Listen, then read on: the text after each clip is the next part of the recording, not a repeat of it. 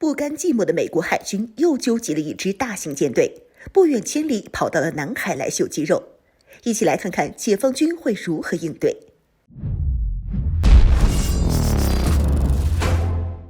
Hello， 各位老铁们，大家好，欢迎收看本期迷彩虎，我是虎妞。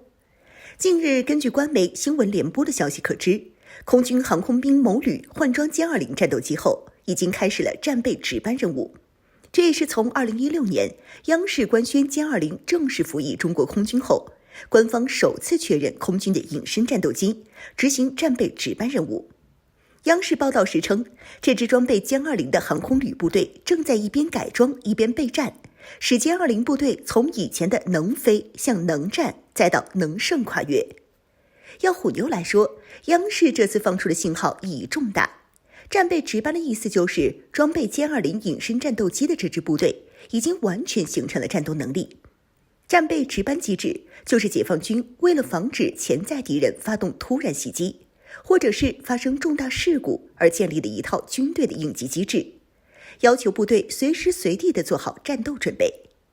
现在空军的歼20航空旅已经进行了战备值班任务，证明其可以随时投入作战行动。在1月16号这个关键时刻，央视突然放出这个信号，有网友认为可能是未来给予美国军队一个警告，因为美国海军集结了包括一艘卡尔文森号核航母、一艘埃塞克斯号两栖攻击舰，共计一大一小2艘航母的海上大集群，正在南海海域伺机调试。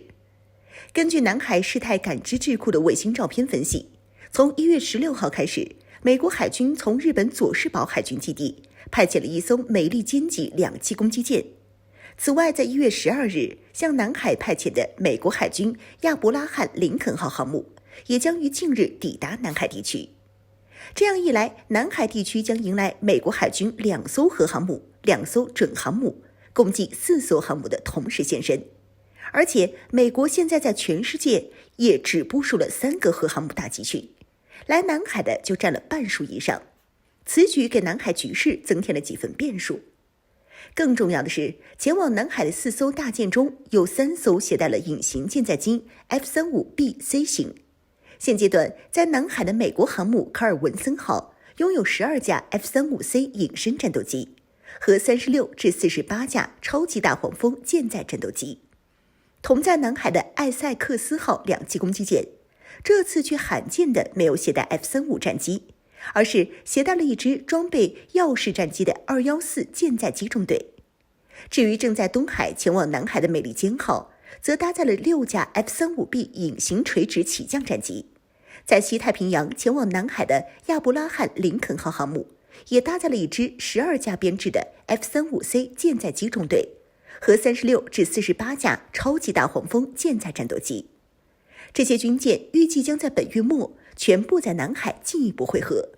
届时可能会举行大规模军事联合演习。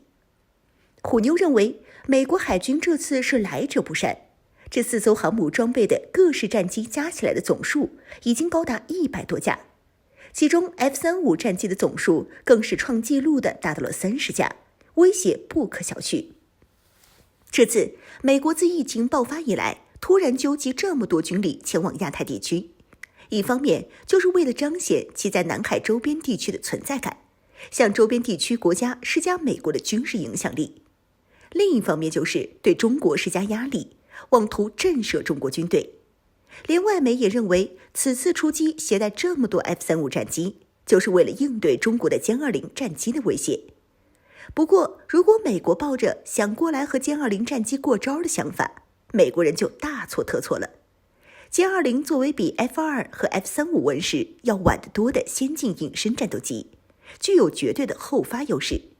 尤其是在电子设备、机载雷达、武器装备等至关重要的战机技术指标上面，歼20具有的优势并不是 F-2和 F-35能够比较的。举例，假如在空战中，歼20的雷达可以在 F-35雷达探测范围之外就发现其行踪，并且可以对 F-35进行锁定，而 F-35却无法在远距离对歼20进行有效探测。这样造成的后果就是敌在明，我在暗。歼20可以率先向被锁定的 F-35发动打击，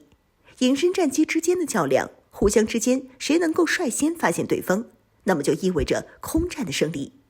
一旦被发现，就会被敌方的空导弹率先发起攻击，结果基本上就会凶多吉少。而美海军还妄想拿这些 F-35战机和歼20叫板，用舰载机对抗陆基战斗机，不得不说还是太过自信。哪怕就是解放军不动用反舰弹道导弹这种压箱底儿的武器， F-35全员上阵也不是相同数量歼20的对手。何况现在已经有一个歼20航空旅战备值班严阵以待了，将来还会有更多的歼20航空旅将形成完整的作战能力，美军将无力在第一岛链内对解放军继续保持隐身战机的数量优势。